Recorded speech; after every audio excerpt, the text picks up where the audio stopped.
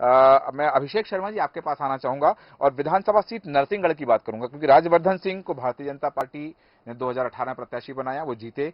इस बार मोहन शर्मा को उतारने के पीछे क्या वजह हो सकती है? और गिरीश भंडारी की जो तैयारी चल रही है, क्योंकि वो नरसिंहगढ़ के उपाध्यक्ष भी हैं, एनएसयूआई में हैं, पार्षद हैं और परिषद नगर नरसिंहगढ़ जो उसके उपाध्यक्ष हैं, भूमि विकास बैंक में राजगढ़ के अध्यक्ष रहे हैं। विभिन्न पदों पर रहने के कारण एक लगभग उनकी धाक बन चुकी है। साथ ही वर्तमान में जो राजवर्धन सिंह का विरोध चल रहा था, उस विरोध के चलते बताया जा रहा है कि मोहन शर्मा को टिकट में उतारा और राजगढ़ जिले के कट्टर हिंदूवादी नेता की छवि इनकी मानी जाती है कि ये कट्टर हिंदूवादी नेता यहां पर माने जाते हैं और यही कारण रहा कि भारतीय जनता पार्टी ने शायद उनको प्रत्याशी बनाया। तो राजवर्धन सिंह की अब क्या भूमिका होने वाली है और उनकी भूमिका चुनाव पर कितना असर डालने वाली है? देखिए, राजगढ़ की ये जो नरसिंहगढ़ जो सीट है, इसको अगर हम एनालिसिस करें जी, तो बीजेपी से जो दोबारा मोहन शर्मा जी पर विश्वास जताया गया है, ये पहले भी गिरीश भंडारी जी से हार चुके हैं। हाँ, एक चुनाव। और राजवर्धन सिंह जी ने गिरीश भंडारी जी को हराया, बहुत कम वोटों से हराया, बहुत ज्यादा मार्जिन नहीं है। जबकि आप अगर कांग्रेस और बीजेपी के वोट बैंक प्रतिशत के अगर एनालिसिस करें पूरे मध्य प्रदेश में, तो जहां जहां बीजेपी जीती है वो 20,000 से ज्यादा वोटों से जीती है। परंतु वहीं जहां कांग्रेस जीती है वो ज्यादा से ज्यादा 10, 12, 15, मैक्सिमम 17,000 से वोटों से कांग्रेस ने 2018 में बढ़त बनाई थी। परंतु ये आश्चर्य है कि राज्यवर्धन सिंह जी का जो टिकट काट के मोहन शर्मा जी को दिया, जो पूर्व में चुनाव गिरीश भंडारी से हार भी चुके हैं, तो उसके दो कारण जो समझ में आते हैं, क्योंकि हम गए थे कुछ जगह पर वहां पर विजिट करने।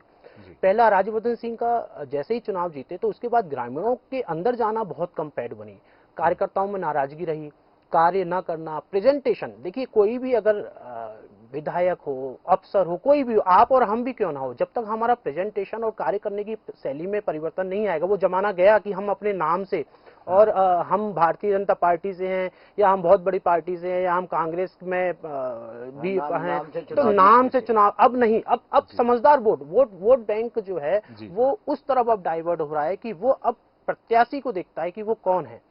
तो 5 साल में जो देखते आया, हम प्रदेश कार्यालय में या भोपाल में थे, तो वहां भी लोग कहीं ना कहीं शिकायतें करते थे कि हमारे काम नहीं हो रहे हैं, विकास कार्य नहीं हो रहे हैं। तो उसकी नाराजगी का असर हाईकमान को पता चला और यही कारण है कहीं ना कहीं कि इनका टिकट कटा। और इस बार आप देखिए कि जब सांसदों को उतारा जा रहा है विधानसभा में, तो ऑब्वियसली आपको ध्यान तो रखना होगा। तो मोहन शर्मा जी अभी देखिए, गिरीश भंडारी जैसा आपने पूर्व बताया कि इनकी कार्यशैली बहुत स्ट्रांग है और कहीं ना कहीं काम तो किया है, और जो व्यक्ति जीतता है और फिर हारता है फिर सुधरता भी है। तो मोहन शर्मा जी के लिए थोड़ा टक्कर है, क्योंकि वहां पर ब्राह्मण वोटर्स और ओबीसी वोट बैंक भी काफी है।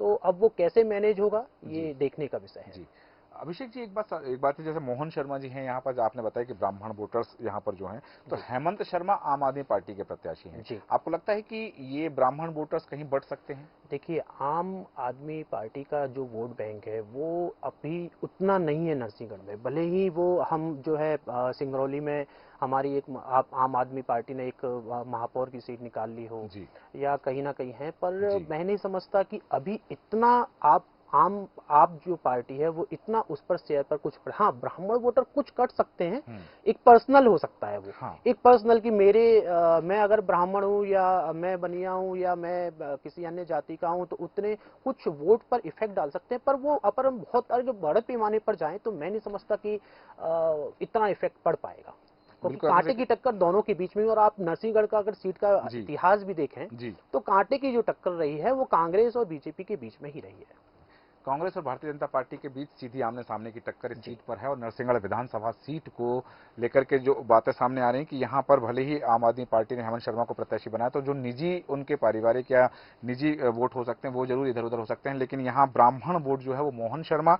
हालांकि गिरीश भंडारी का जैसा बताया गया कि गिरीश भंडारी जो है नरसिंहगढ़ विधानसभा सीट पर ये अपना एक प्रभुत्व रखते हैं, लेकिन मोहन शर्मा को कमजोर यहाँ नहीं समझा जा सकता है। ये एक बड़ी बात सामने निकल कर आई है कि यहाँ पर दोनों एक दूसरे से कोई कम नजर नहीं आ रहे हैं। क्योंकि पुराना भी अगर आप देखें सूरज जी, तो वोट जो परसेंटेज है और जितने सीटों से पहले जो गिरीश भंडारी जी हारे वो भी बहुत कम है।